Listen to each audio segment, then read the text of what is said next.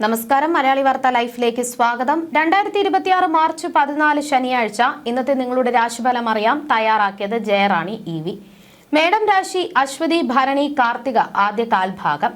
കുടുംബത്തിൽ സന്തോഷവും ഐക്യവും നിലനിൽക്കുന്ന ദിവസമാണിത്. പ്രിയപ്പെട്ടവരുമായി സമയം ചെലവഴിക്കുവാൻ അവസരം ലഭിക്കും. തൊഴിൽ രംഗത്ത് നടത്തുന്ന പ്രയത്നങ്ങൾക്ക് അംഗീകാരം ലഭിക്കാനും പുതിയ അവസരങ്ങൾ തുറന്നു കിട്ടാനും സാധ്യതയുണ്ട്.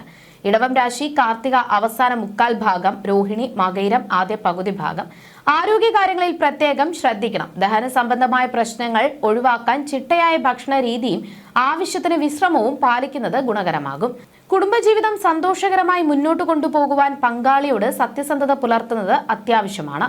മിഥുനം രാശി മകയിരം അവസാന പകുതി ഭാഗം, തിരുവാതിര പുണർദം ആദ്യ മുക്കാൽ ഭാഗം.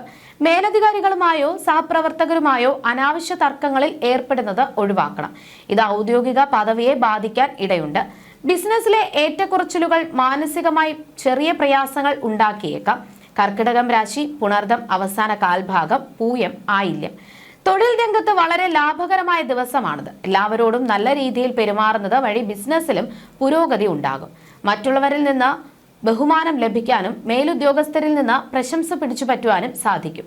ചിങ്ങം രാശി മകം പൂരം ഉത്രം ആദ്യ കാൽഭാഗം. തിരക്കിട്ട ജീവിതത്തിനിടയിലും കുടുംബത്തിനായി സമയം കണ്ടെത്താൻ സാധിക്കും. സാമ്പത്തിക കാര്യങ്ങളിൽ സുഹൃത്തുക്കളുടെ സഹായം തേടിയെത്തും. വിദ്യാർത്ഥികൾക്ക് പരീക്ഷകളിൽ മികച്ച വിജയം നേടാൻ കഴിയും. ശത്രുക്കളെ പരാജയപ്പെടുത്താൻ സാധിക്കുന്ന ദിവസമാണിത്. കന്നിരാശി ഉത്രം അവസാന മുക്കാൽ ഭാഗം, അത്തം ചിത്തിര ആദ്യ പകുതി ഭാഗം. ആരോഗ്യനില അല്പം മോശമാകാൻ സാധ്യതയുള്ളതിനാൽ ശ്രദ്ധിക്കുക. ഇത് ദിവസം മുഴുവൻ അസ്വസ്ഥതകൾക്ക് കാരണമായേക്കാം. എതിരാളികളുടെ നീക്കങ്ങളുടെ ജാഗ്രതയോടെ കാണണം. അമിതമായ ദേഷ്യം പ്രശ്നങ്ങൾ വർദ്ധിപ്പിക്കാൻ ഇടയുണ്ട്. തുലാം രാശി ചിത്തിര അവസാന പകുതി ഭാഗം, ചോതി വിശാഖം ആദ്യ മുക്കാൽ ഭാഗം.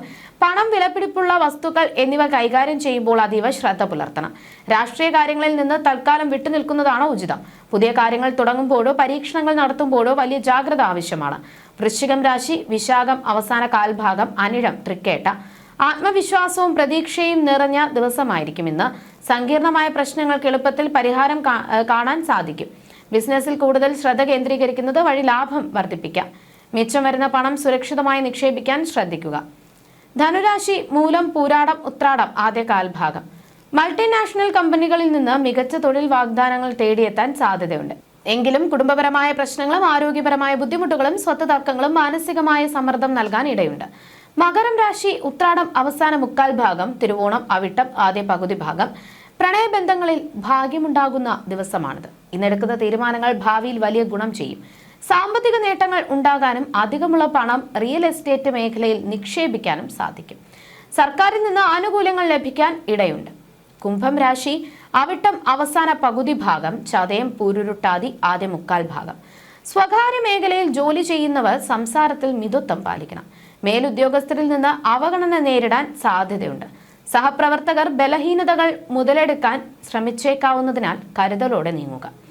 മീനം രാശി പൂരുരുട്ടാതി അവസാന കാൽഭാഗം, ഉത്രട്ടാതി രേവതി. പ്രണയിക്കുന്നവർക്ക് വളരെ അനുകൂലമായ ദിവസമാണിത്. കുടുംബത്തിൽ സന്തോഷം നിലനിൽക്കും.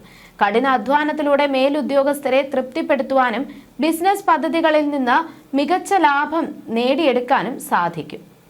ജ്യോതിഷ സംബന്ധമായ നിങ്ങളുടെ സംശയങ്ങൾക്കും പരിഹാരങ്ങൾക്കും ജയറാണി EV 9746812212.